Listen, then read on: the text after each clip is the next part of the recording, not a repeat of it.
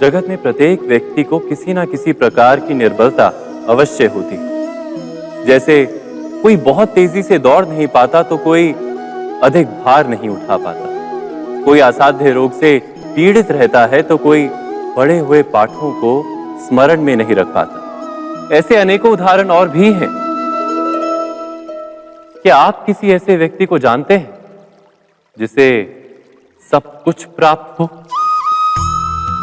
और हम जीवन की उस एक निर्बलता को जीवन का केंद्र मानकर जीते हैं? इस कारणवश हृदय में दुख और असंतोष रहता है सदा। निर्बलता मनुष्य को जन्म से अथवा संजोग से प्राप्त होती है, किंतु उस निर्बलता को मनुष्य का मन अपनी मर्यादा बना लेता है। किंतु कुछ व्यक्ति ऐसे भी होते हैं जो अपने पुरुषार्थ और श्रम से उस निर्बलता को पराजित कर देते हैं। क्या भेद है उनमें और अन्य लोगों में? क्या आपने कभी विचार किया है? सरल सा उत्तर है इसका।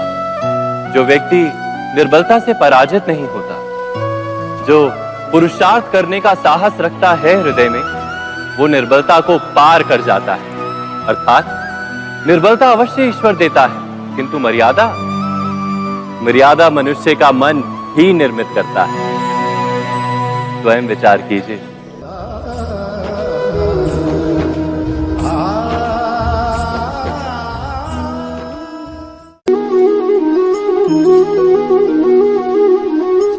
भविष्य का दूसरा नाम है संघर्ष।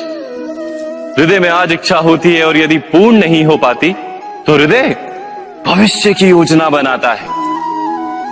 भविष्य में इच्छा पूर्ण होगी ऐसी कल्पना करता रहता है, किंतु जीवन ना तो भविष्य में है ना अतीत में।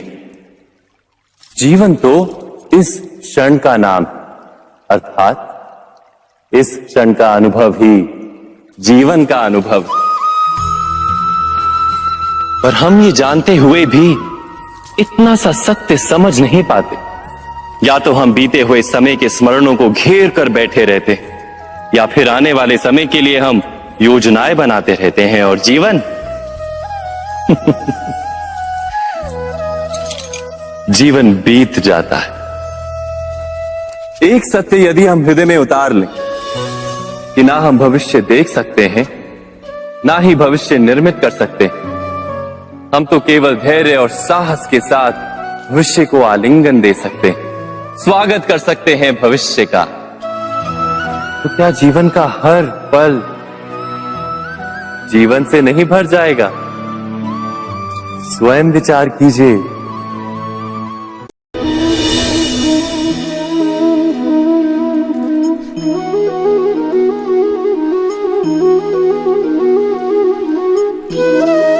ज्ञान प्राप्ति सदा ही समर्पण से होती है, ये हम सब जानते हैं। किंतु समर्पण का वास्तविक महत्व क्या है? क्या हमने कभी विचार किया? मनुष्य का मन सदा ही ज्ञान प्राप्ति में विभिन्न बाधाओं को उत्पन्न करता है। कभी किसी अन्य विद्यार्थी से ईर्ष्या हो जाती है, कभी पढ़ाए हुए पाठों पर संदेह जन्मता है और कभी गुरु द्वारा दिया गया दंड मन को अहंकार से भर देता है। नहीं, क्या ऐसा नहीं होता? न जाने कैसे कैसे विचार मन को भटकाते हैं और मन की इसी अयोग्य स्थिति के कारण हम ज्ञान प्राप्त नहीं कर पाते। मन की योग्य स्थिति केवल समर्पण से निर्मित होती है। समर्पण मनुष्य के अहंकार का नाश करता है। ईर्ष्या, महत्वाकांक्षा आदि भावनाओं को दूर कर हृदय को शांत करता है और मन को एकाग्र करता है। वास्तव में ईश्वर की सृष्टि में ना ज्ञान की मर्यादा है ना ज्ञानियों की।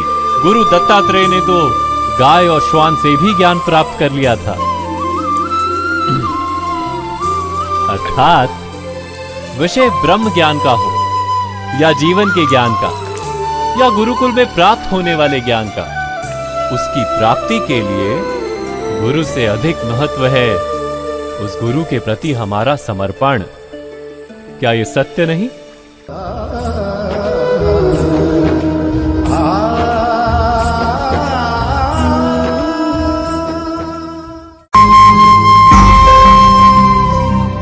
प्रत्येक मनुष्य के जीवन में ऐसा क्षण अवश्य आता है जब सारे स्वप्न, सारी आशाएं, सारे दृश्य ध्वस्त हो जाते हैं। जीवन के सारे आयोजन ही बिखर जाते हैं। एक और धर्म होता है और दूसरी ओर सुख। इसी को धर्म संकट कहते हैं। जब धर्म का वहन ही संकट हो और धर्म का त्याग ही सुख हो। विचार कीजिए, कभी किसी स्वजन के विरुद्ध सत्य बोलने का अवसर प्राप्त हो जाता है, कभी ठीक दरिद्रता के समय सरलता से चोरी करने का मार्ग प्राप्त हो जाता है, कभी किसी शक्तिशाली राजनेता या राजा के कर्मचारी का अधर्म प्रकट हो जाता है। सबके जीवन में ऐसी घटना बनती ही रहती है। अधिकतर लोग ऐसे किसी क्षण को धर्म संकट के रूप में जान ही नहीं पाते। हमें किसी प्रकार के संघर्ष का अनुभव ही नहीं होता। सहजता से सुख की ओर खींचे चले जाते हैं, जैसे मक्खी गुड़ की ओर खींची चली जाती। वास्तव में धर्म संकट का क्षण ईश्वर के निकट जाने का क्षण होता है। यदि हम संघर्षों से भयभीत ना हो, सुख की ओर आकर्षित ना हो, अपने धर्म पर दृढ़ रहे, तो ईश्वर का साक्षात्कार दूर नहीं।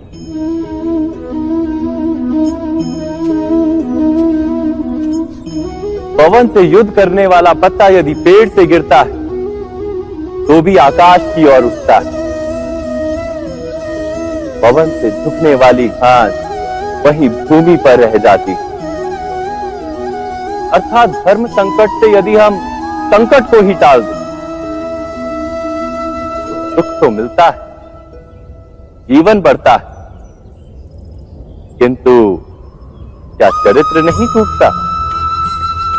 क्या आत्मा दरिद्र नहीं हो जाती? क्या ईश्वर से अंतर नहीं हो जाता? स्वयं विचार कीजिए। दो व्यक्ति जब निकट आते हैं तो एक दूसरे के लिए सीमाएं और मर्यादाएं निर्मित करने का प्रयत्न अवश्य करते हैं। हम यदि सारे संबंधों पर विचार करें तो देखेंगे कि इन सारे संबंधों का आधार यही सीमाएं हैं जो हम दूसरों के लिए निर्मित करते हैं। और यदि अनजाने में भी कोई अन्य व्यक्ति इन सीमाओं को तोड़ता है तो उसी क्षण हमारा हृदय क्रोध से भर जाता है। इन सीमाओं का वास्तविक रूप क्या है? क्या हमने कभी विचार किया? सीमाओं के द्वारा हम दूसरे व्यक्ति को निर्णय करने की अनुमति नहीं देते। अपना निर्णय उस व्यक्ति पर थोपते, अर्थात किसी की स्वतंत्रता का अस्वीकार करते हैं। और जब स्वतंत्रता का अस्वीकार किया जाता है तो उसका हृदय दुख से भर जाता है। और जब वो सीमाओं को तोड़ता है तो हमारा हृदय क्रोध से भर जाता है। क्या ऐसा नहीं होता?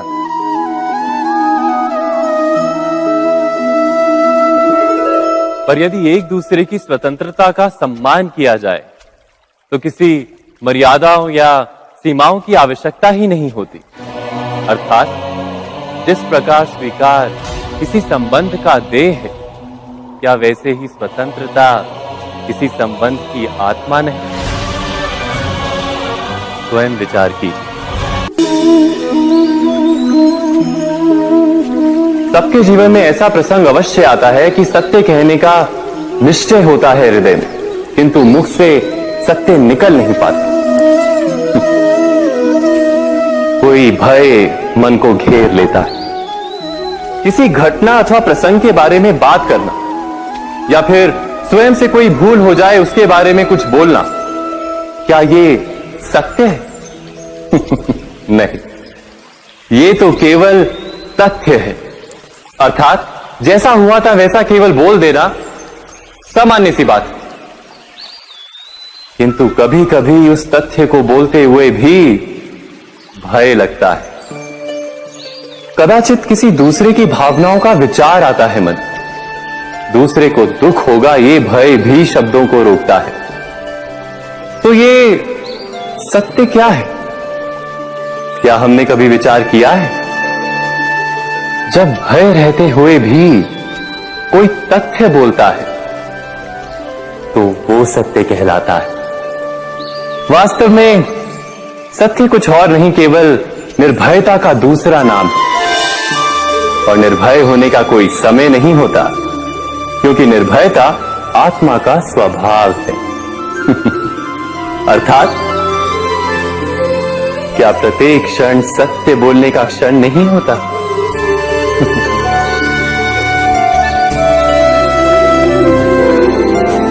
स्वयं विचार कीजिए।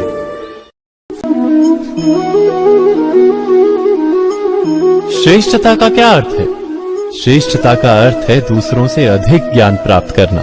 अर्थात मूल्य इस बात का नहीं कि स्वयं कितना ज्ञान प्राप्त किया, मूल्य इस बात का है कि प्राप्त किया हुआ ज्ञान अन्य लोगों से कितना अधिक है।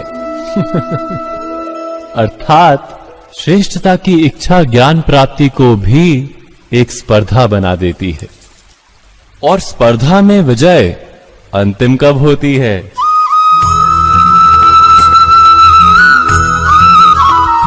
कुछ समय के लिए तो श्रेष्ठ बना जा सकता है, किंतु सदा के लिए कोई श्रेष्ठ नहीं रह पाता। फिर वही असंतोष, पीड़ा और संघर्ष जन्म लेता है।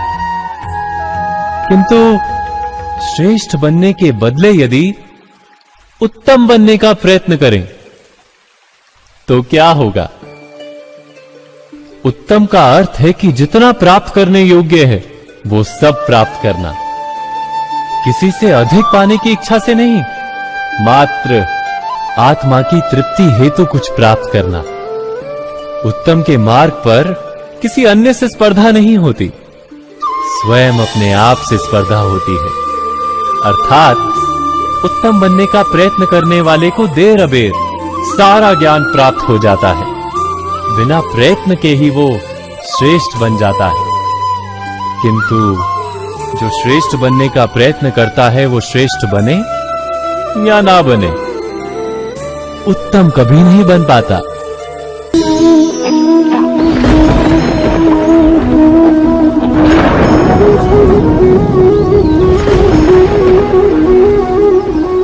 सपनों और पूर्व आभासों के आधार पर हम भविष्य के सुख दुख की कल्पना करते हैं। भविष्य के दुख का कारण दूर करने के लिए हम आज योजना बनाते हैं।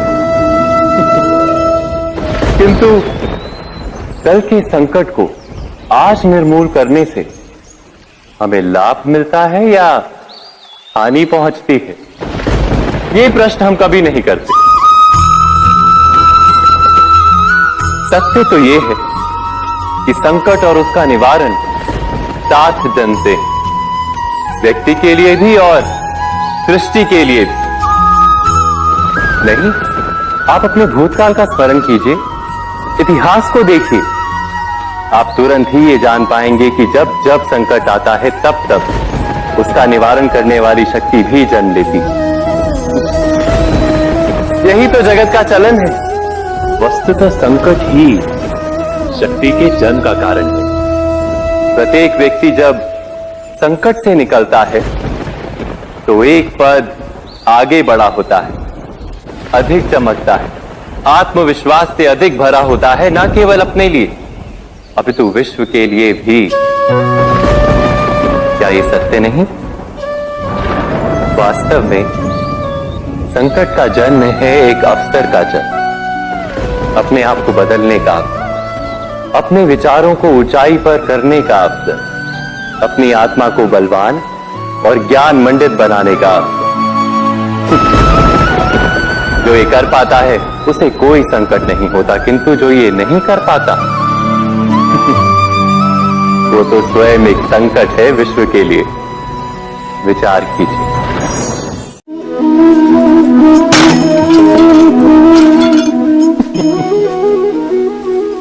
कभी कभी कोई घटना मनुष्य के जीवन की सारी योजनाओं को तोड़ देती और मनुष्य उस आघात को अपने जीवन का केंद्र मान लेता।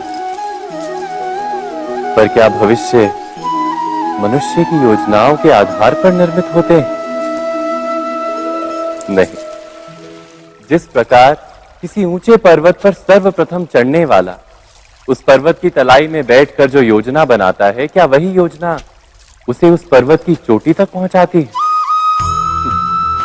नहीं। वास्तव में वो जैसे जैसे ऊपर चढ़ता है वैसे वैसे उसे नई नई चुनौतियां, नई नई विडंबनाएं, नए नए अवरोध मिलते हैं। प्रत्येक पद पर वो अपने अगले पद का निर्णय करता है। प्रत्येक पद पर उसे अपनी योजनाओं को बदलना पड़ता है। कहीं पुरानी योजना उसे खाई में ना ढकेल दे। वो पर्वत को अपने योग्य नहीं बना पाता, केवल स्वयं को पर्वत के योग्य बना सकता है। क्या जीवन के साथ भी ऐसा ही नहीं? जब मनुष्य जीवन में किसी एक चुनौती को, एक अवरोध को अपने जीवन का केंद्र मान लेता है, अपने जीवन की गति को ही रोक देता है, तो वो अपने जीवन में सफल नहीं बन पाता और ना ही सुख और शांति प्राप्त कर पाता। अर्थात जीवन को अपने योग्य बनाने के बदले स्वयं अपने को जीवन के योग्य बनाना ही सफलता और सुख का एकमात्र मार्ग नहीं? स्वयं विचार कीजिए।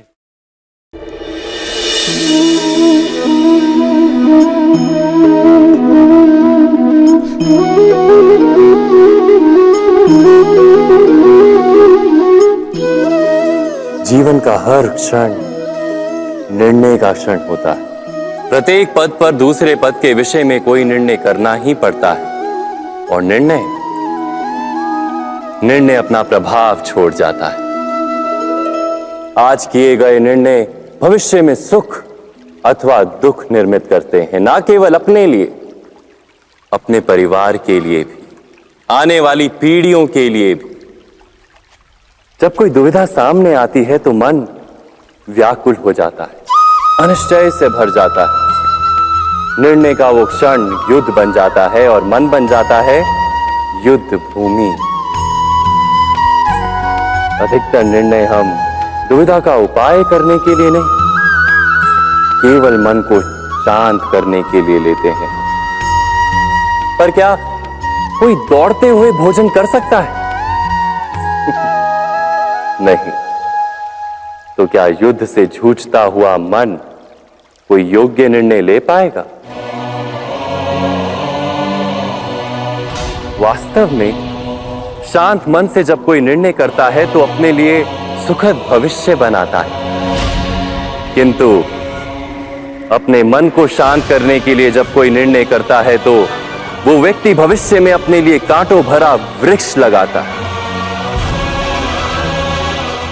स्वयं विचार कीजिएगा।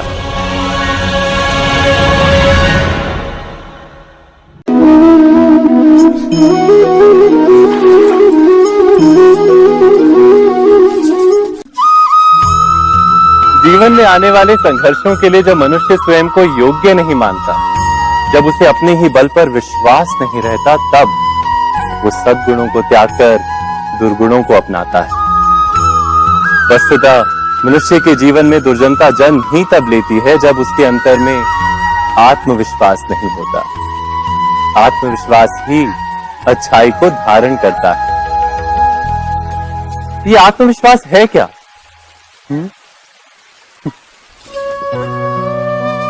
जब मनुष्य ये मानता है कि जीवन का संघर्ष उसे दुर्बल बनाता है, तो उसे अपने ऊपर विश्वास नहीं रहता।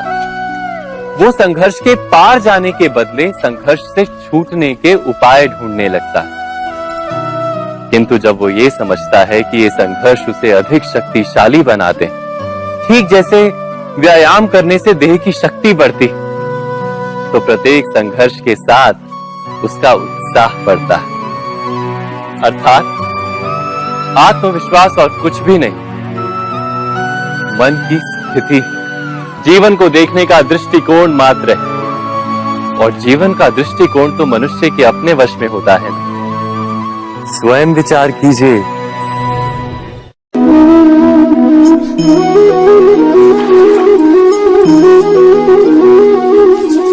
पिता सदा ही अपने संतान के सुख की कामना करते हैं।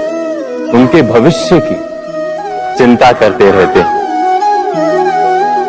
इसी कारणवश सदा ही अपने संतानों के भविष्य का मार्ग स्वयं निश्चित करने का प्रयत्न करते रहते हैं। जिस मार्ग पर पिता स्वयं चला है, जिस मार्ग के कंकर पत्थर को स्वयं देखा है, मार्ग की छाया, मार्ग की धूप को स्वयं जाना है, उसी मार्ग पर उसका पुत्र भी चले, यही इच्छा रहती है हर पिता की। निस्संदेह उत्तम भावना है ये, किंतु 3 प्रश्नों के ऊपर विचार करना हम भूल ही जाते हैं। कौन से प्रश्न? प्रथम प्रश्न, क्या समय के साथ प्रत्येक मार्ग बदल नहीं जाते? क्या समय सदा ही नई चुनौतियों को लेकर नहीं आता? तो फिर बीते हुए समय के अनुभव नई पीढ़ी को किस प्रकार लाभ दे सकते हैं? दूसरा प्रश्न, क्या प्रत्येक संतान अपने माता पिता की छवि होता है? हाँ, संतानों को संस्कार तो अवश्य माता पिता देते हैं, किंतु भीतर की क्षमता तो ईश्वर देते हैं। तो जिस मार्ग पर पिता को सफलता मिली है, विश्वास है कि उसी मार्ग पर उसकी संतानों को भी सफलता और सुख प्राप्त होगा। तीसरा प्रश्न, क्या जीवन के संघर्ष और चुनौतियां लाभकारी नहीं होती? क्या प्रत्येक नया प्रश्न एक नए उत्तर का द्वार नहीं खोलता? तो फिर संतानों को नए नए प्रश्नों, संघर्षों और चुनौतियों से दूर रखना, ये उनके लिए लाभ करना कहलाएगा या हानि पहुंचाना? अर्थात जिस प्रकार संतान के भविष्य का निर्माण करने के बदले उसके चरित्र का निर्माण करना श्रेष्ठ है, वैसे संतानों के जीवन का मार्ग निश्चित करने के बदले उन्हें नए संघर्षों के साथ जूझने के लिए मनोबल व ज्ञान देना अधिक लाभदायक नहीं होगा? स्वयं विचार कीजिए। मनुष्य की सबसे बड़ी दुर्बलता क्या होती है? सोचिए। धन, प्रेम, अहंकार। मनुष्य की सबसे बड़ी दुर्बलता होती है उसके रहस्य। चाहे आप कितने भी शक्तिशाली क्यों ना हो, कितने भी प्रबल क्यों ना हो, परंतु उसके रहस्य उसके नाश की चाबी होती है। इसलिए यदि प्रबल रहना है, शक्तिशाली रहना है, समर्थ रहना है, तो अपने रहस्य को किसी को भी ना बताएं, ना मित्र को और ना ही शत्रु को, क्योंकि समय पड़ने पर कब कौन शत्रु हो जाए ऐसा कहना संभव नहीं। विभीषण को रावण के अमृत कुंड का ज्ञात था, इसीलिए प्रभु श्री राम रावण का वध करने में सफल हो सके। इसलिए उचित यही है कि आप अपने रहस्य को स्वयं तक ही सीमित रखें। मनुष्य जीवन की परीक्षा में सफल होने के लिए क्या नहीं करता?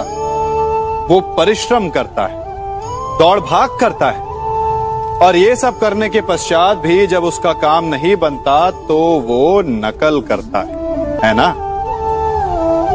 तनिक लौटिए अपने बचपन में, स्मरण कीजिए अपने बचपन की स्मृतियों का। क्या स्मरण हुआ? विद्यालय में जब आप परीक्षा देने जाते थे तो क्या होता था? आप ना सही, परंतु कोई ना कोई सफलता पाने के लिए नकल करता ही था और उत्तीर्ण भी हो जाता था, है ना? परंतु जीवन की परीक्षा ऐसी नहीं होती। नकल करने वाला सफल नहीं होता। कारण विद्यालय में सबके प्रश्न पत्र एक होते थे, परंतु जीवन के प्रश्न पत्र और उनकी कठिनाई सबके लिए भिन्न होती, तो निश्चित रूप से उनके उत्तर भी भिन्न होंगे ना।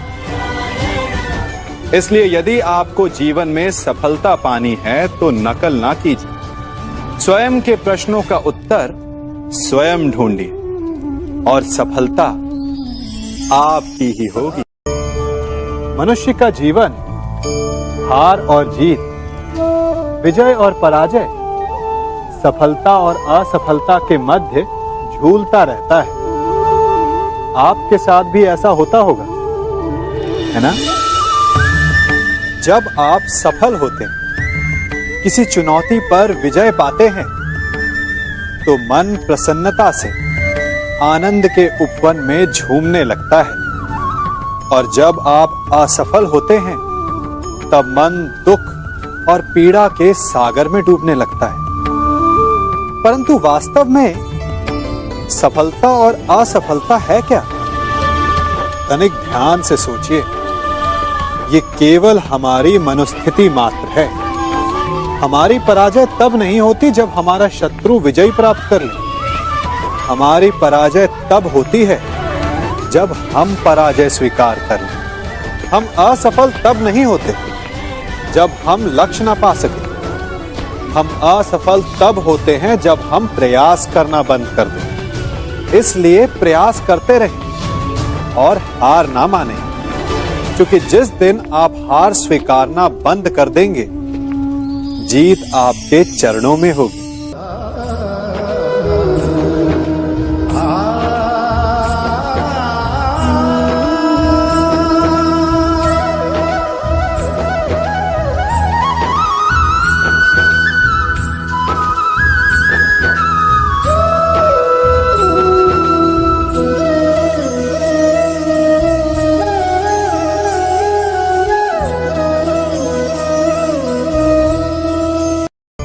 आप सबने बरगद के वृक्ष को तो देखा ही होगा।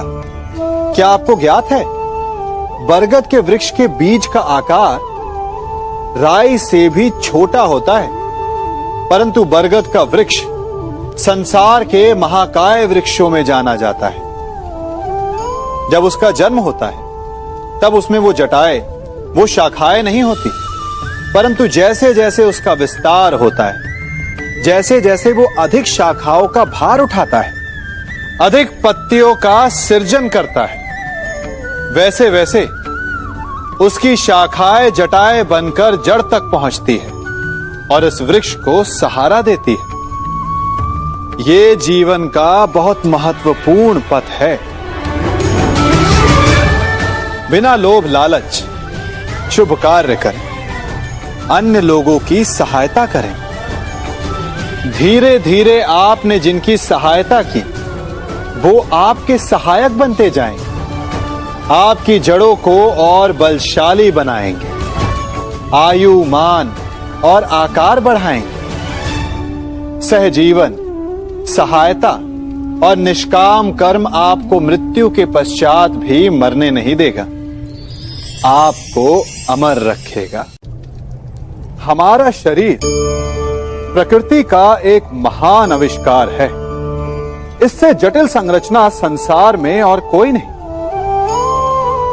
हमारा शरीर जितना जटिल है, यदि इसे ठीक से जाना जाए, तो इससे अधिक सरल ज्ञान देने वाला और कोई नहीं। हमारे शरीर में 5 इंद्रियां होती हैं, जो हमें भाव, गुण और वस्तुओं का बोध कराती हैं।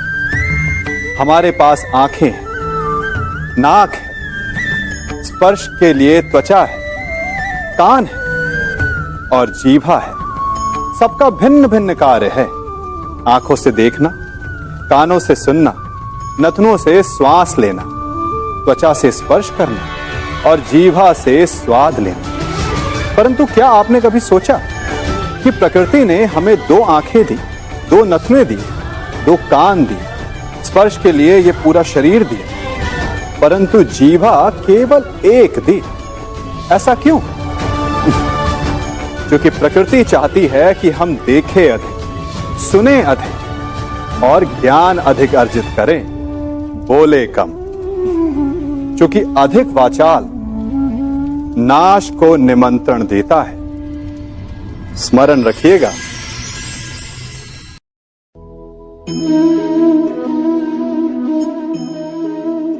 ये सदा यही कहते आए कि यदि आगे बढ़ना है तो अपनों का साथ दो। सत्य कहते हैं, अपनों का साथ देना ही चाहिए, परंतु साथ देने से पूर्व ये अवश्य पहचान लेना चाहिए कि अपने हैं कौन। क्या अपने वही होते हैं जिनके साथ हमारा रक्त संबंध होता है, या अपने मित्र? अपने वो होते हैं जो हमें सद्कार्य के लिए प्रेरित करें, हमें आगे बढ़ाएं, हमारा साथ दें। और वो जिनका साथ देने से समाज का नाश, धर्म की हानि हो, वो सगे हो करके भी सगे नहीं होते। इसलिए जब अपनों की परिभाषा का चुनाव करें तो उन्हें अपना माने जो आपका साथ दे, उन्हें नहीं जो हमें अज्ञान के मार्ग पर ले जाएं।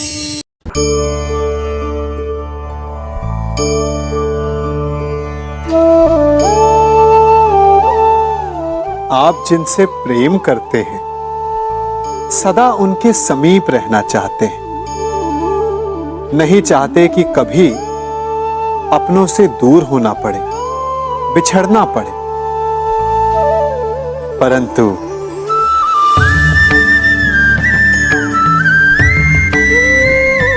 एक समय के पश्चात अपनों से दूर हो जाना उन्नति के लिए आवश्यक है।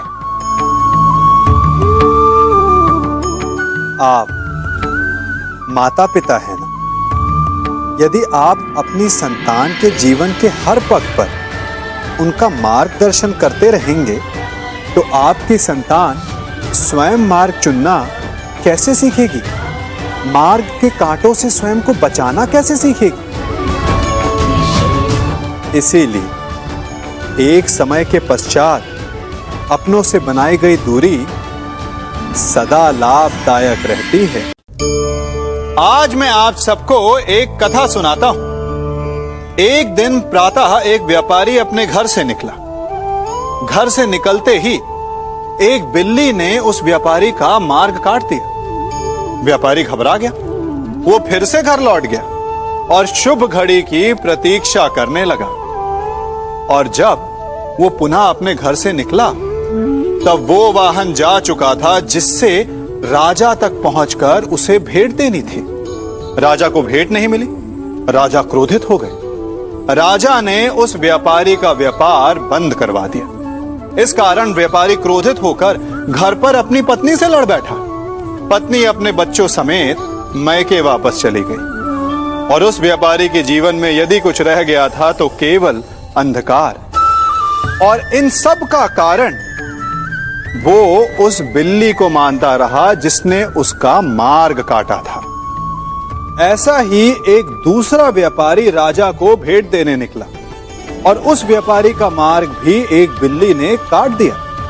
वो व्यापारी तनिक घबराया, परंतु उसने आगे बढ़ना अधिक उचित समझा। राजा तक वो समय पर पहुंचा। उसने राजा को भेंट दी। राजा प्रसन्न हुए और राजा ने व्यापारी को अपना व्यापार बढ़ाने की अनुमति दी, स्वर्ण आभूषण दी। जब व्यापारी घर पर पहुंचा तो पत्नी को आभूषण और अपने बच्चों को देने के लिए वस्त्र थे उसके पास। हर ओर प्रसन्नता थी। समझ रहे हैं ना? दोनों के साथ एक ही प्रकार की घटना हुई, परंतु दोनों की प्रतिक्रिया भिन्न थी। ऐसा ही हमारा जीवन भी है। हमारे जीवन में प्रारब्ध का अपना स्थान है, परंतु उससे कई अधिक महत्वपूर्ण हमारी प्रतिक्रिया, हमारे सोच का प्रभाव है। क्योंकि यही हमारे जीवन को आकार देते हैं। इसलिए अपनी सोच को सकारात्मक रखिए। आपका जीवन सदैव आनंदमय।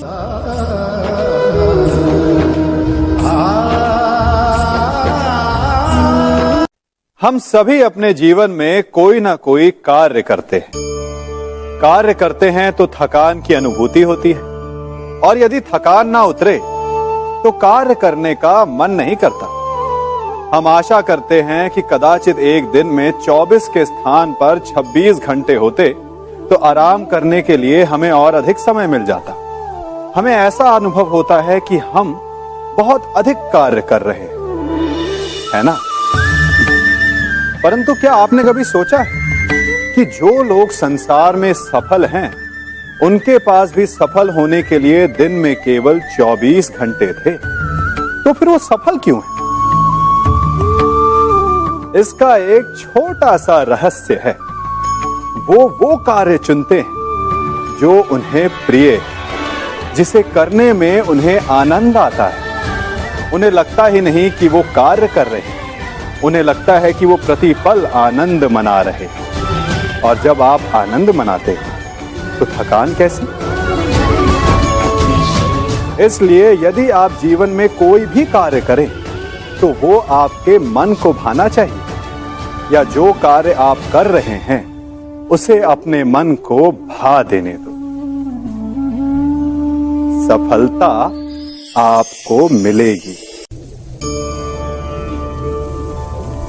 कभी सोचा है हमारा जीवन भी उस रेत की घड़ी की भांति है? जो रेत नीचे गिर चुकी है वो हमारा अतीत है, जो अब भी ऊपर है वो हमारा आने वाला भविष्य है, और वर्तमान ये संकुचित स्थल है जहां से धीरे धीरे करके रेत गिर रही है। अर्थात हमारे पास जीने के लिए यही एक क्षण है। उसका उपयोग कैसे करना है ये हम पर निर्भर करता है। जो बीत गया उसका दुख मनाना है, या जो भविष्य में होने वाला है उसकी प्रतीक्षा में क्रोध करना है। सब कुछ करने के लिए यही एक क्षण है। प्रसन्न रहना है तो उसके लिए भी यही एक पल है। प्रतीक्षा करते रहोगे तो ये पल भी भूतकाल में बदल जाएगा। इसलिए आनंद के लिए, परोपकार के लिए प्रतीक्षा ना कीजिए। आपके पास जो पल है उनका भरपूर सदुपयोग कीजिए, क्योंकि इस घड़ी को पलटकर आप फिर से समय अवश्य गिन सकते हैं, परंतु अपना बीता हुआ समय आप वापस नहीं लौटा पाएंगे।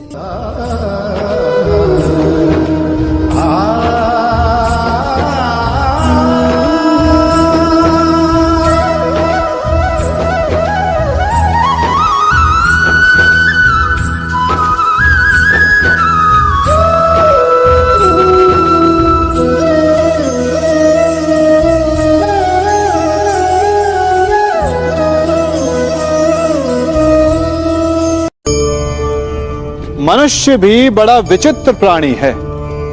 अपनों से नीचे के स्तर के लोगों को वो हे दृष्टि से देखता है, उनका उपहास उड़ाता है, उनसे बार बार कहता है कि तुम्हारा कुछ नहीं हो सकता, तुम भविष्य में कुछ नहीं कर पाओगे। जब मनुष्य के पास धन, संपत्ति, मान होता है तो वो दूसरों का आदर नहीं करता, परंतु वो एक बात भूल जाता है कि उससे भी अधिक शक्तिशाली कोई अस्तित्व में है, और वो है समय। काल। काल अपना चक्र कब बदलेगा ये कोई नहीं जानता। समय अपनी करवट कब लेगा ये कोई नहीं जानता। कोयला भी समय के साथ साथ हीरे में परिवर्तित हो जाता है। इसलिए जीवन में कभी भी किसी का भी उपहास नहीं उड़ाना चाहिए।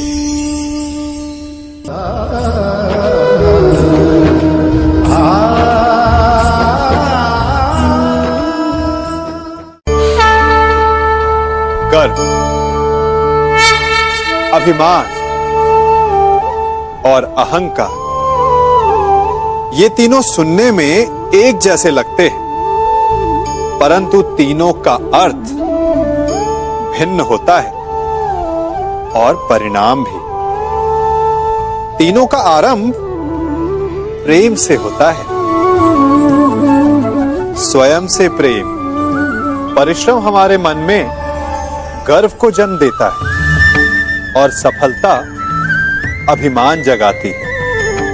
यहां तक ठीक है, परंतु जब ये भावना अहंकार बन जाती है तब वो समस्या बन जाती है। चूंकि सबसे बुरा अंत अहंकारी का ही होता है।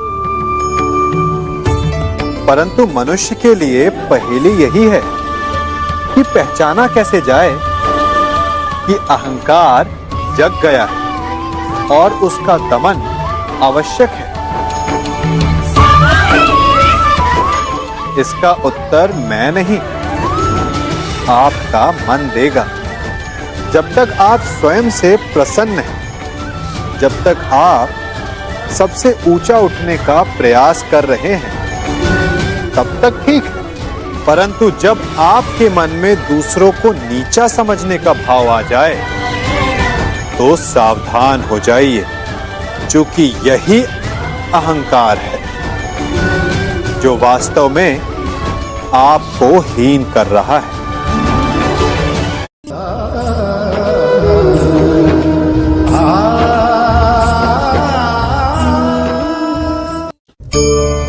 आज मैं आप सबको एक कहानी सुनाता हूं। एक दिन गोकुल में दो व्यापारी आए। एक व्यापारी शहद का था, बड़ा मीठा शहद था उसका, परंतु वो गोकुल में टिक नहीं पाया। उसके व्यापार ने घाटा खाया और शीघ्र ही वो गोकुल छोड़कर चला गया। और दूसरा व्यापारी मिर्च का था।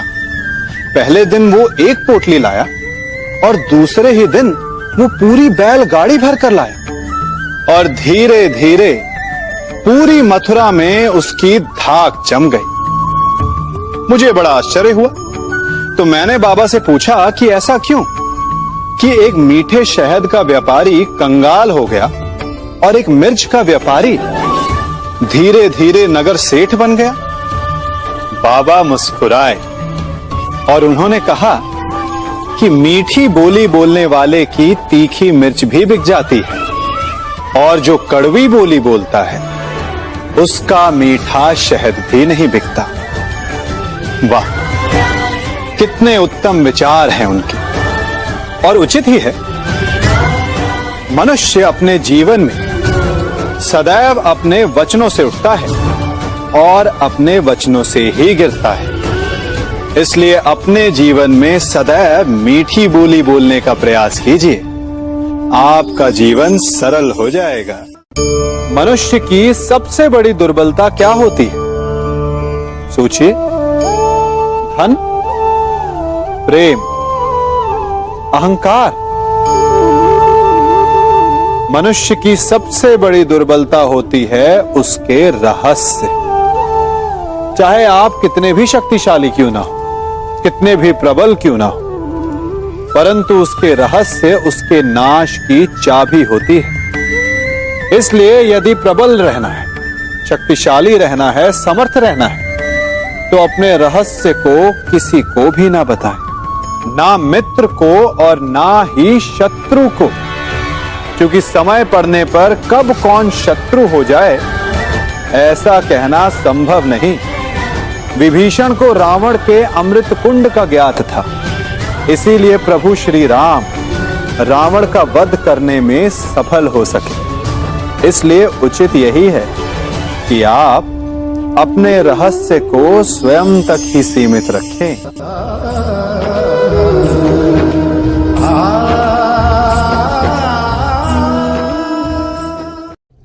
युवा अवस्था भी हमारे जीवन का कितना सुंदर काल होता है ना। बाहु में बल, मन में कुछ बड़ा कर जाने की चाह, आंखों में भविष्य के सुंदर और कोमल सपने।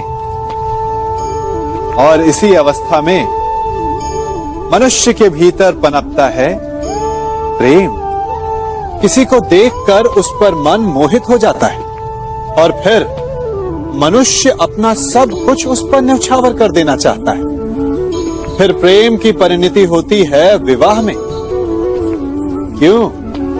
सबको अपने खट्टे मीठे संस्मरण स्मरण हुआ है ना। परंतु यहीं से अधिकतर माता पिता और संतान के मध्य विचारों का विरोध प्रारंभ हो जाता है। संतान को लगता है कि उसका चुना जीवन साथी ही उसके लिए उपयुक्त है, और माता पिता को लगता है कि संतान अनजाने में भूल कर रही है। संतान का तर्क होता है कि उसे विवाह किससे करना है, ये उसका अधिकार है। और माता पिता का तर्क ये होता है कि अब भी जीवन साथी चुनने की समझ संतान में है ही नहीं। तो इस अवरोध को काटा कैसे जाए, उचित निर्णय कैसे लिया जाए? इसका एक ही मार्ग है, अपने उत्तरदायित्व का भान और अपनों से बड़ों के मापदंडों का भान। विवाह करने से पूर्व यह जान लेना आवश्यक है कि विवाह केवल अपने प्रेम को पाने का मार्ग नहीं है, अपितु विवाह से जीवन का एक नया द्वार भी खुलता है। और हर नए जीवन के साथ नए उत्तरदायित्व भी होते हैं। और यदि इन उत्तरदायित्वों को समझकर निर्णय लिया जाए तो विश्वास कीजिए, आपका दाम्पत्य जीवन आनंद से भरा रहेगा और आपको कभी यह पछतावा नहीं होगा कि आपने कोई अनुचित निर्णय लिया।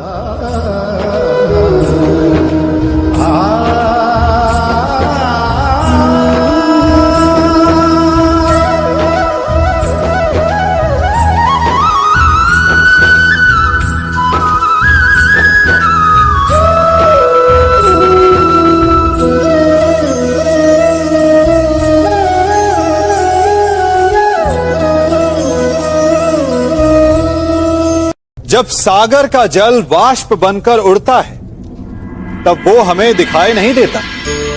मेघ उस जल को अपने भीतर छिपा लेते हैं, लंबी यात्रा करते हैं, प्रयास करते हैं कि वो जल सदा उनके भीतर छिपा रहे। परंतु जब वायु का वेग उन्हें उड़ाकर किसी पर्वत से ले जाकर के टकरा देता है, तब उन मेघों को बरसना ही पड़ता है, क्योंकि यही नियति है, यही प्रकृति है। क्योंकि जल को सागर में जाकर मिलना ही है। ठीक ऐसा ही हमारे साथ भी होता है। हम सत्य को अपने मन के मेघों में चाहे जितना छिपाने का प्रयास कर लें, परंतु समय की आंधी उसे वास्तविकता के पर्वत से ले जाकर के टकराकर हमारे समक्ष ले ही आती है। जिस भय के कारण आप सत्य को सामने नहीं लेकर आना चाहते, एक दिन वही भय हमारे समक्ष आकर खड़ा हो जाता है और फिर हम लाचार हो जाते हैं, क्योंकि हमने उस भय का सामना करने की तैयारी नहीं की होती। इसलिए सत्य से भागे नहीं, उसे छिपाए भी नहीं, उसे स्वीकार करें। भविष्य की बड़ी विपत्ति से बच जाएंगे।